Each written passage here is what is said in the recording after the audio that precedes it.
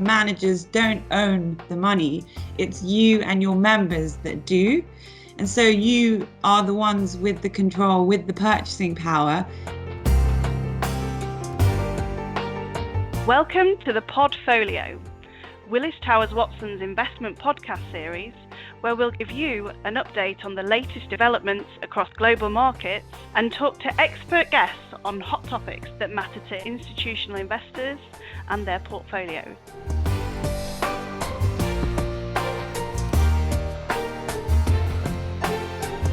Welcome back to this part 2 of the Podfolio podcast on sustainable investing. I'm your host, Lockmar, talking with our sustainability experts, Adam Gillett and Shahrazad Khan. So welcome back. Hi, Lock. Thanks for having us again. Hi, Lock. Great to be here. And so in part 1, we talked about how much a robust ESG approach can add to your portfolio returns and the dangers of not taking sustainability seriously. We also focused a little bit on the social aspect, so the S in the ESG, and also talked about different ways of investing sustainably, from weightings and exclusions to positive impact investments as well. So now let's move on and talk about concrete actions and I guess what we in the investment industry can and should do about ESG matters. We're seeing governments, regulators, various interest groups and companies making demands and promises, especially on the climate front. So for example, getting to net zero carbon emissions by a particular year and so on. So alongside these other players, how big a role, Adam, can asset owners and asset managers play? I think the short answer is a pretty big role. I think a lot of governments and regulators and organizations all point to the importance and power of finance and the investment industry being a real engine of the economy and having a lot of influence about where they put their money, what things that they invest in, what things that they don't invest in and support. And we've talked a bit about stewardship before, about how they look after those investments and assets. And so I think asset owners, asset managers, everyone involved in the investment industry, data providers, consultants, have a big role to play. One of the things that we talked about in the last episode as well is that the size of the challenge is really big. And therefore, I don't think we can leave it up to just one party to, take the bulk of the load, take the bulk of the work, and it will all be all right. And so every single group, I think, and every single individual really needs to try and do as much as they can to tackle these big sustainability challenges. Undoubtedly, people like governments and regulators have a huge amount of power and ability. And so if they set a policy, if they set these big net zero targets, write them into laws and put regulations, then that's a real game changer. But we don't have to wait for them to do those kind of things. And we can help and influence and push them to be more ambitious as well. So for asset owners, I think that they're at the top of the investment food chain in lots of ways, if you like. They hold the assets, they can influence things. They can say, I want this to happen and work with their third parties and managers and everyone else to make those things change. And then I think in the asset management industry, there's just a huge amount of talent and skills and abilities and expertise to be really innovative, to come up with new solutions, to push the edge of what's possible. And so I think together, those two groups have a huge role to play. We've got literally trillions of assets under management, and that's the kind of size and scale of investment that the world needs to tackle these big sustainability challenges. And of course, at the other end of that scale, you've also got individuals looking to exert their own influence on these institutions. So, for example, members who are suing their pension schemes generally for not doing enough in that sustainability area. It's isolated cases so far, I think. But Shaz, do you see that becoming a trend in the future? And if that's the case, what can the asset owners do to prepare themselves for that? Yes, of course. So we have seen examples of this already. In Australia, Hero member Mark McVeigh recently had his case settled against Rest Super, essentially around a failure of them to appropriately consider climate change within the investment strategy. So for a while now, we've been hearing about millennial investors caring more about ESG and sustainability.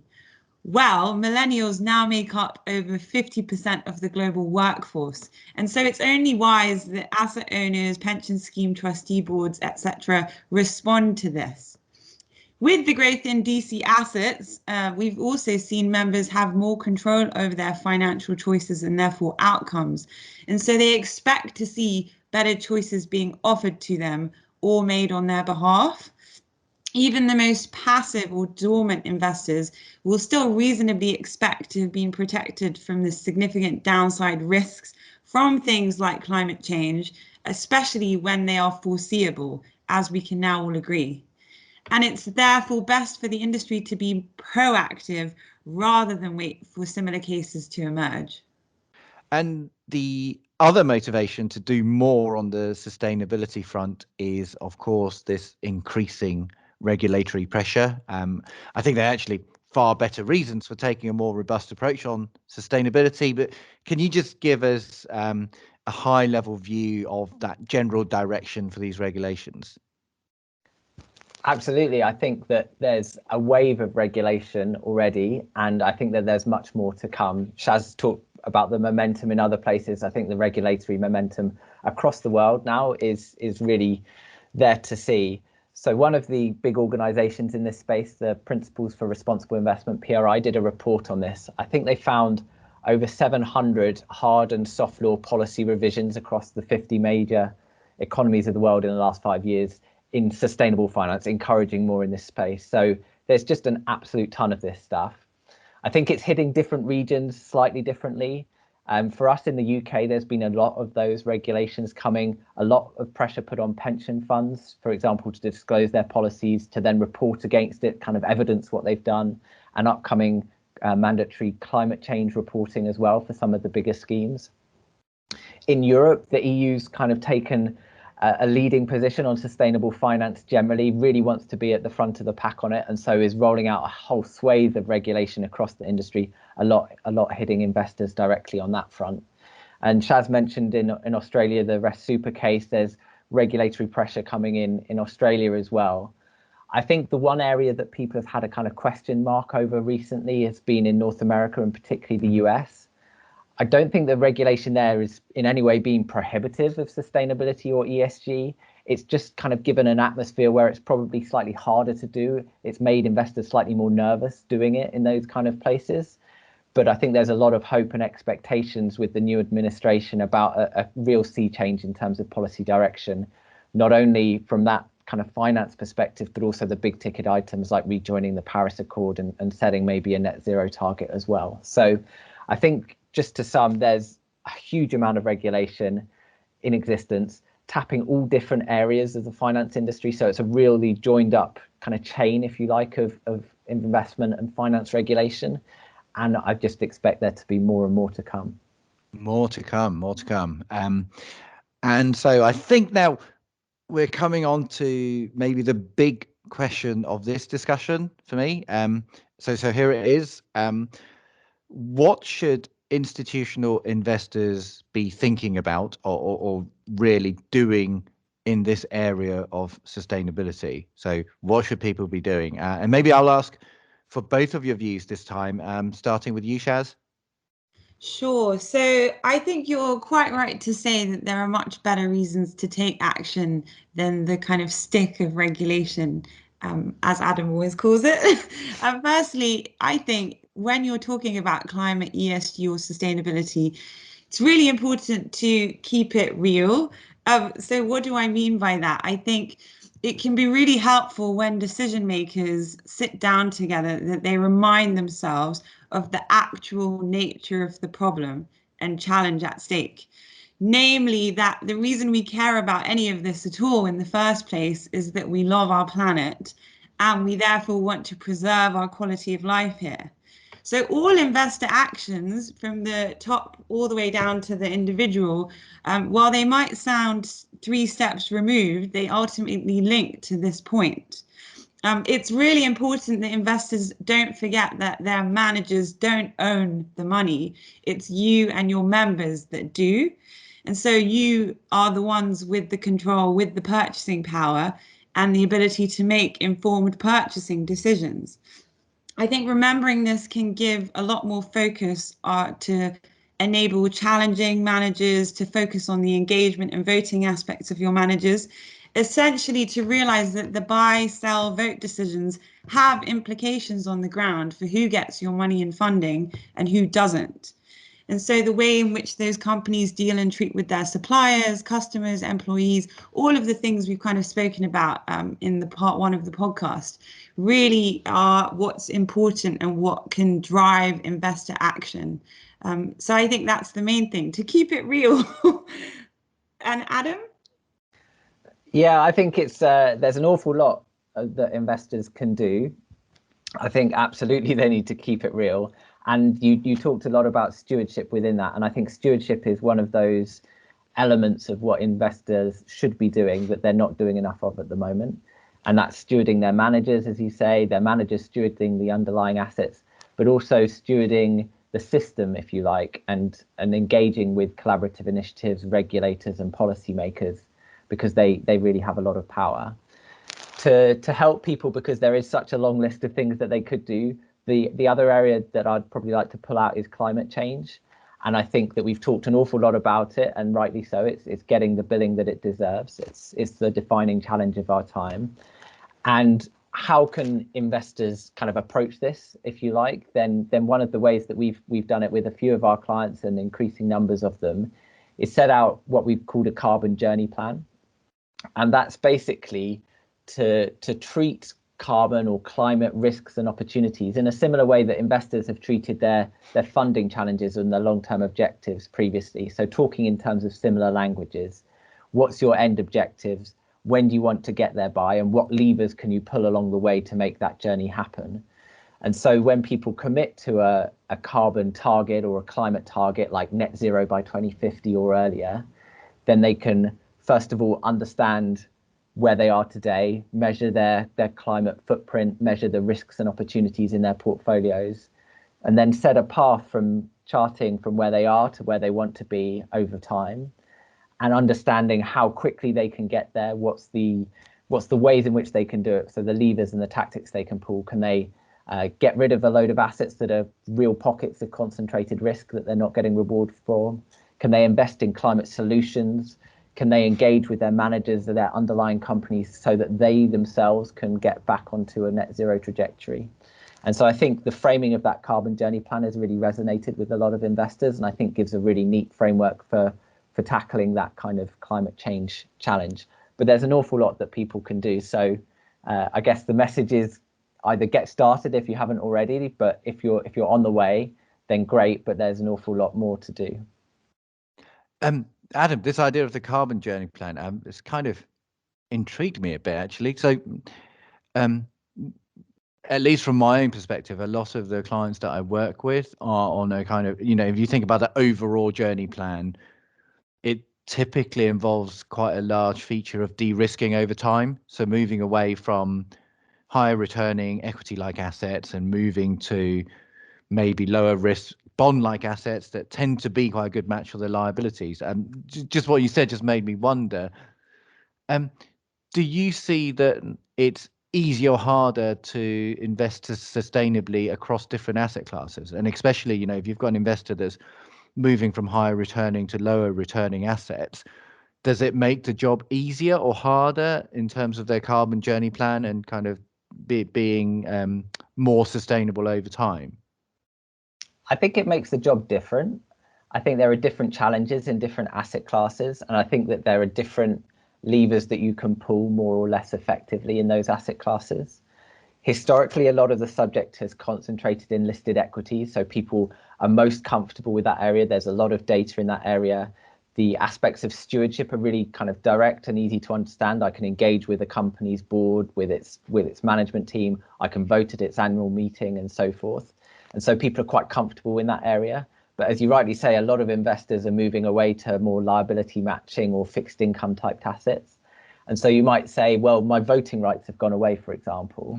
But switch that out to say, actually, in terms of companies looking to the investment market, relying on the investment market to raise new debt financing, then you've got a fantastic opportunity to invest around that debt refinancing or debt financing point, a real ability to influence and shape the company.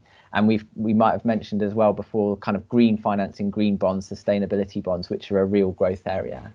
And then also some of the matching assets, people look towards things like real estate or infrastructure, those kind of secure income type assets or cash flow matching type assets. And again, they've got huge possibilities. We talked about some of the positive impact investments before in those areas. So I think the challenges are just different in different asset classes.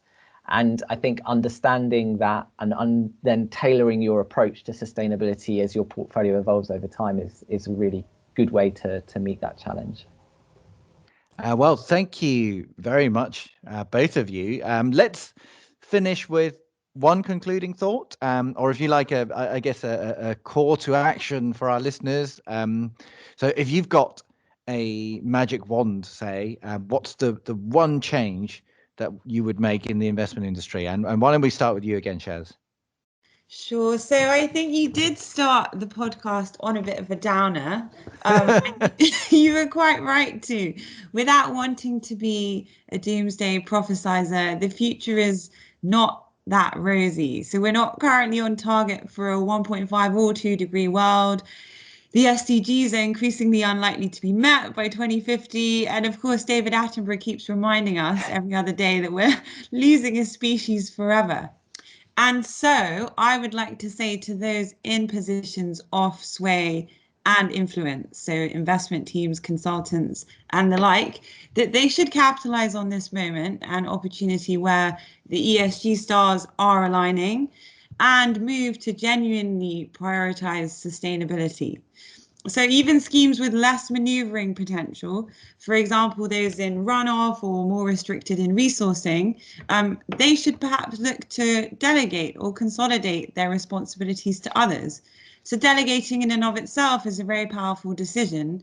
It requires trust to the party you're delegating to act in your best interest. And it requires a humbling and sort of admission that perhaps you're not best placed to effectively take on these really very significant challenges. Over to Adam. And Adam, before you start, just to make an observation, the people listening can't see this, but the three of us can actually see each other. There's a video link, and Adam's screen, he's standing in front of a kind of like a light bulb in the background, and as he talks, it does look kind of like there's a light glowing from around your head. So I want you to kind of channel that energy to give us your call to arms as well, Adam. Go for it.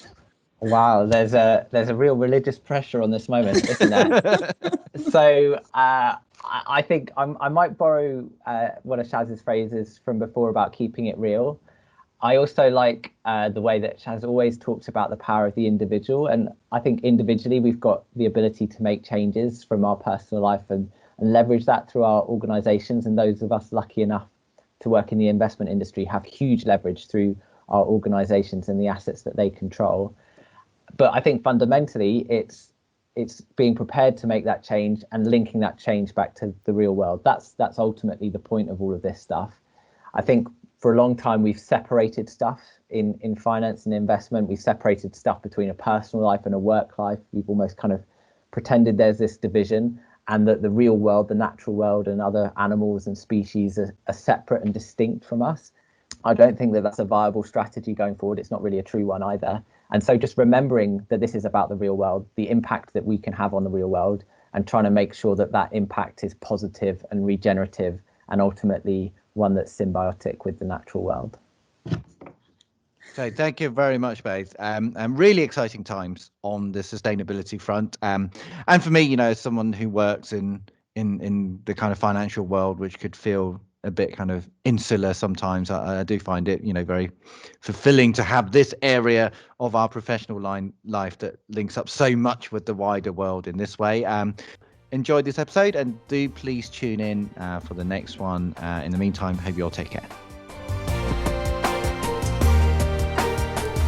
You've been listening to a Willis Towers Watson podcast. For more information, visit willistowerswatson.com.